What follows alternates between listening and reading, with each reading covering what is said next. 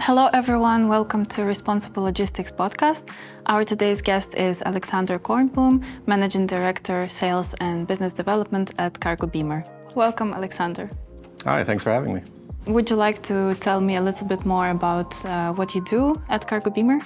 For sure. So CargoBeamer is a multimodal transport operator.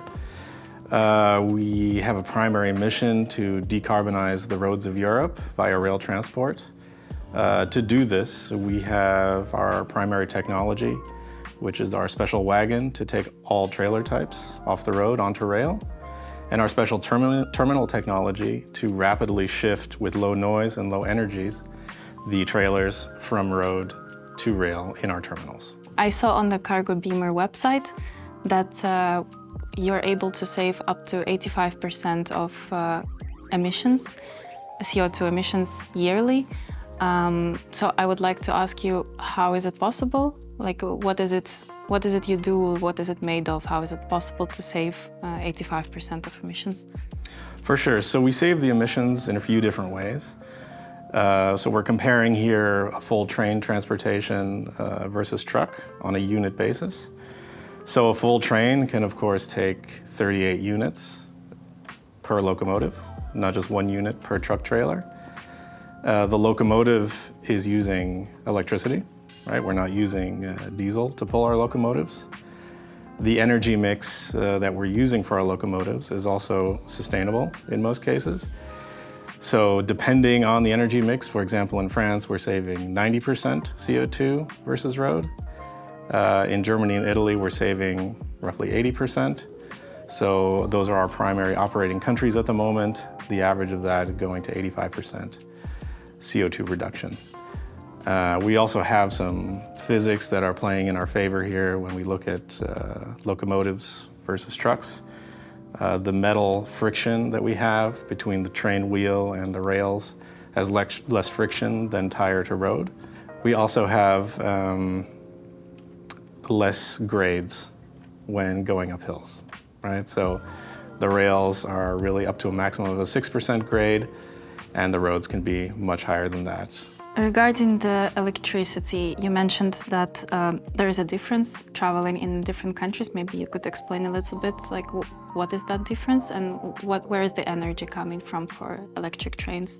Yeah, so the energy component is basically coming from the natural energy mix of those countries. So in France, we have primarily nuclear energy, which we look at as a sustainable source that creates the 90% outcome. In Germany, we have a high component of wind and solar. However, there's still a coal component occurring in Germany, which leads us to the 80% number there. So it really depends on the energy mix of each country that provides our locomotive with energy. As I said, in France, we have the highest CO2 savings. This is primarily due to their high use of nuclear power, which we view as a green source. In Germany, we have solar and wind as our primary sustainable sources, but we also have a coal component there and natural gas component as well, which lowers the savings slightly to 80%. But overall, we see a very positive savings rate regardless of the energy mix. Okay, then maybe you could give a rough estimation or an example of how much CO2 CargoBeamer saves every year with sustainable energy resources and also with basically environmentally friendly transport. Yeah, so in 2023, CargoBeamer saved 30,000 tons of CO2. That's the equivalent of planting 2.4 million trees, right? So we're really having an option here for CO2 savings that is available now, does not require any large additional investments, and can create CO2 savings across the value chain of any company that decides to shift their supply chain to intermodal. That sounds impressive. 2.4 million trees. Mm-hmm. Okay. You mentioned that there is no additional investment needed. That's basically because shippers would have to ship anyway, right? But they can just use the alternative route. Correct. So logistics is an integral part of our society and of the way companies operate. So goods will have to go from A to B. What CargoBeamer really strives to do is create a very low barriers to entry scenario for all logistics companies and their end customers, the shippers, to activate their supply chains to rail, right? And how do we do this? We do this with our special wagon that can really take all types of trailers. 70% of the current road fleet does not have the craneability points for the majority of the current rail network. So we're really providing an option for all the trailers on the road right now without forwarders or shippers having to make any significant investments in their logistics infrastructure. Then maybe you could elaborate a little bit more about types of trailers that CargoBeamer deals with, and also with the types of cargo that it's possible to transport via Intermodal rail network. Yeah, so I think that's the great thing about our service is we really can take all trailer types on our network and really all types of loads, right? From very fast transit time to high value to dangerous goods. This is all possible with our service, right? So if we look at an onboarding scenario, a freight forwarder comes to us, we do a rapid onboarding, we check the safety and security of their units, we verify the load types, we take special precautions if necessary, but overall we can onboard a new carrier in 2 or 3 days, give them the baseline for operating, and bring them on to intermodality without any big barriers. Okay, so then you work directly with the carriers, right? That's correct. So we operate really as a service for any freight forwarding entity that has their own trailers, right? So anyone that has trailers, they can bring them to us. They organize their own trucking on either end of a rail line, create the end-to-end service, and we provide that rail option, replacing that long truck leg that produces so much carbon. Okay. This question might be on the tricky side, but may I ask you, how do you ensure security when cargo travels by road? For example, if it's a low-value cargo, then it's one thing, but then if it's a high-value cargo, then it gets a bit trickier. So maybe you could comment a little bit on this. For sure. So in general, the highest risk moment that we have in our value chain is when the trailer is parked at the terminal. In order to guarantee security, we do full due diligence with the freight forwarders to maintain custody of the goods throughout transportation, right? This can include a special fenced area with motion sense lighting and guards. This is something we've already implemented in all of our terminals to maintain the security in those locations. While the train is in transit, we generally have a very low risk situation, especially when using box trailers, as Girteka does. But if a train stops in transit for long periods of time, we have people that come and watch the train while it's stopped. But overall, the incidence is extremely low, especially considering the strong security mechanisms that many freight forwarders are using in their locking devices that we have today. Speaking about partnerships and companies that you work with, I imagine that this is the way it works, that it's not possible to just decide today that you want to ship by rail. So you have to have some agreements, and perhaps you need to have some reservations in advance.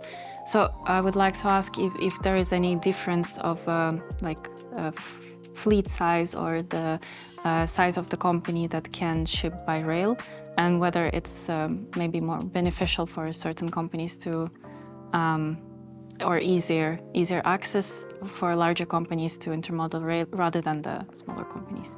Yeah, I think that's a great point, and that's a unique thing about CargoBeamer is that we really want to appeal to all fleet sizes, right? Whether you have 10 trailers or 10,000 trailers, CargoBeamer wants to be the option for every carrier in the market, right? And the way we do that is with a very low friction online booking system.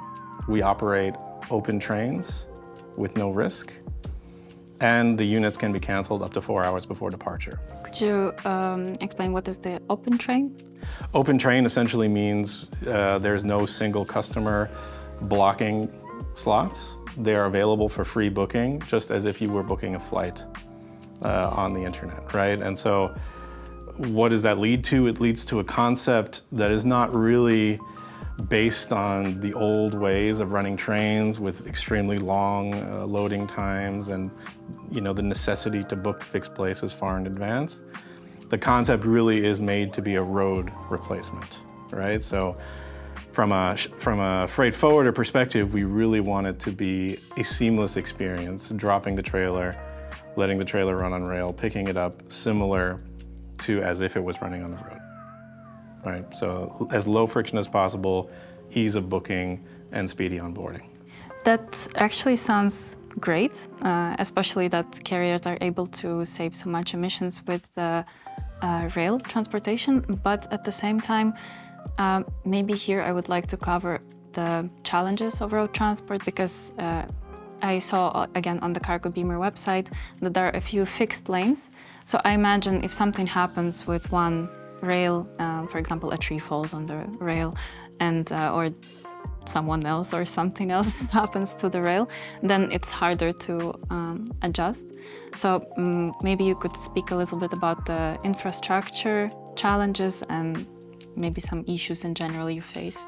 Yeah, so certainly in Europe, we are faced with certain challenges when it comes to the updating, working, and overall viability of the rail infrastructure.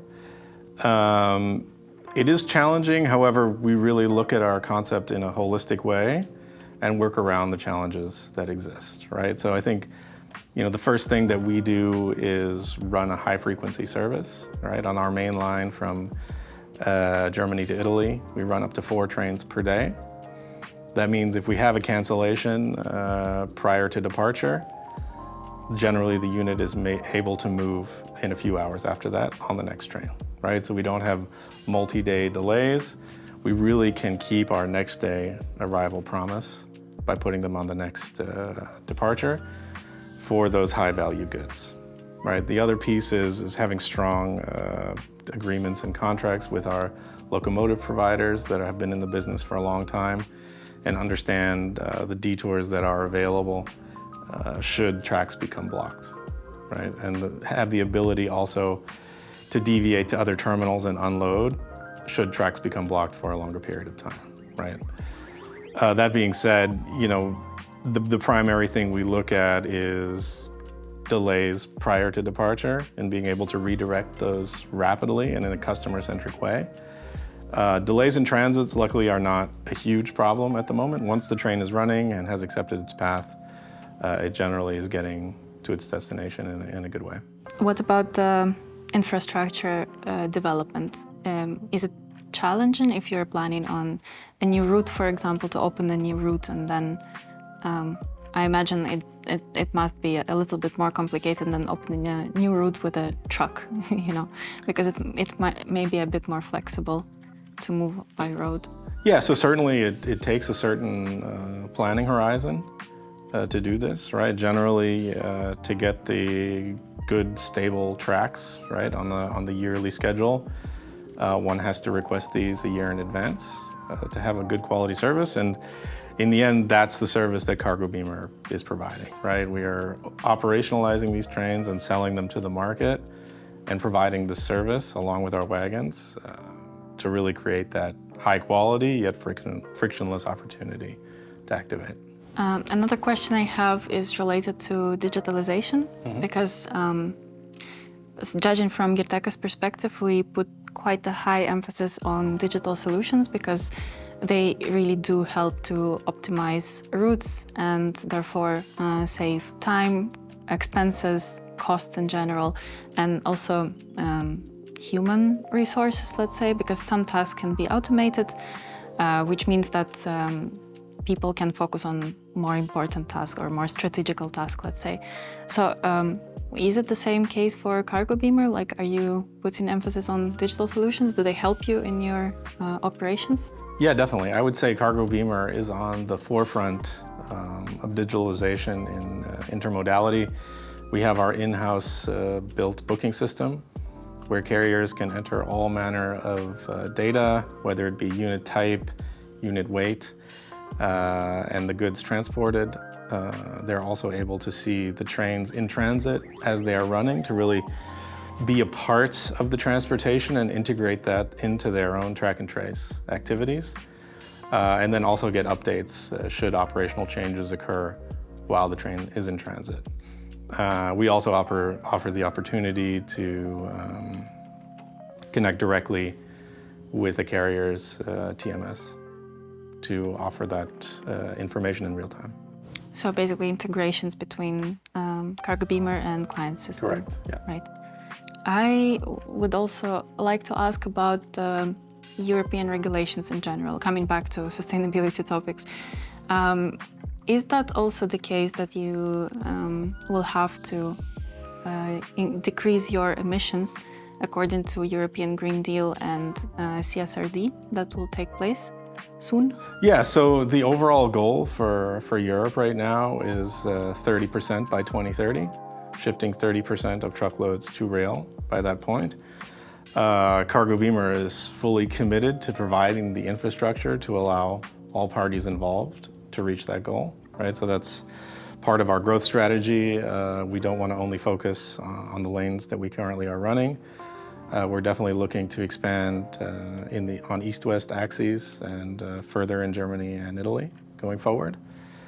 I think the important point to also mention here is when this sustainability reporting comes around next year, where really emission savings have to be shown at the source, not only through offsets, intermodality and specifically the system that CargoBeamer provides is really the best way to do this with no investment and no incremental cost to the current logistics systems already running, right? And that's a really significant thing considering that the savings are 80% of CO2 versus truck, right? So we really are working with our freight forwarding customers to provide the construct to allow shippers to shift here and integrate the sustainability planning and logistics planning into a holistic outcome.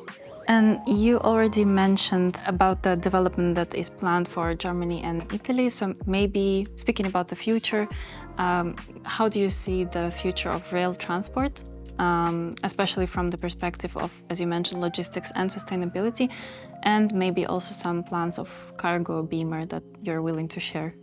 Yeah, I think starting next year, we really see more and more pressure coming on our system. And so we're really planning to grow to meet the demand.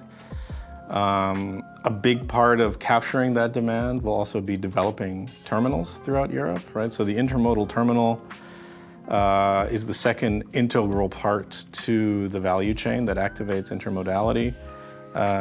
So this is where we work with carriers like Irteca to understand what is the topology and where are new terminals needed, right? And a big part of CargoBeamer, again, is building these new terminals with our special loading system that perfectly pairs our wagon that activates all trailer types with the terminal technology that is very low noise and low energy to create good outcomes for communities and good outcomes for carriers.